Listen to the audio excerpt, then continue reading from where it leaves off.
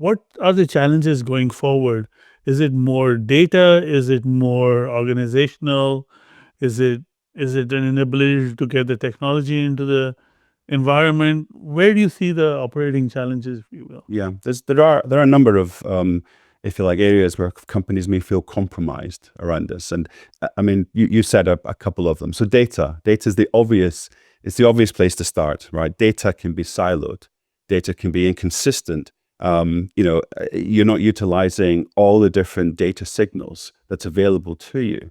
How do you ensure that you have the right data context and that your data ultimately is AI ready? Having data where you have, if you're, certainly for the larger companies that we work with, which have multiple different divisions, may have different views of what a client actually is. And so therefore you have to resolve that. You have to kind of do your entity resolution and so on.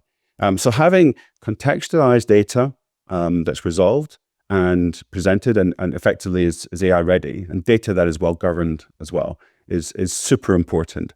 Then you have what I would call structure and operating model. Within compliance, fraud, your risk teams, there may be teams that are kind of disconnected across organizations. Now, particularly with the larger firms where you do have some of these separate organizational constructs, you're not necessarily going to find those types of overlaps unless you bring that data together and then you start to kind of look at perhaps changes to the structure, to the operating model. And then lastly, technology, ultimately, right? So technology, in many cases, when we think about AI in particular, AI has been considered almost like a bolt-on. The feeling is, as a firm, we have to have AI. We've now got a chief AI officer, for example. We have to demonstrate how we're using AI. And it's almost like if you do that and you don't have the right governance in place as well, then it becomes a bit of a challenge to truly get the value from AI. Moving from the existing kind of traditional rules base to more probabilistic models is a real classic way to actually really implement that, to start with, for example. Ultimately, companies need to have a more dynamic way to solve what has been really a static problem in the past. They need to be able to keep up with things like regulatory changes that are kind of constant, across all the different jurisdictions.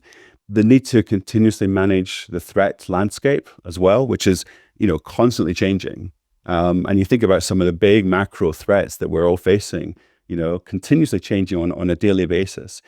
In this way, they can really maintain their regulatory compliance and control environments and enabling, most importantly, the core businesses of their firms to grow. And this is how actually we are supporting our customers with, we call this our always-on compliance strategy, ensuring that customers can understand changes from a regulatory standpoint, can understand some of the new threats. We can implement and support them with the technology that we have in place, enabling them to maintain that regulatory compliance and enabling them to grow their core businesses ultimately.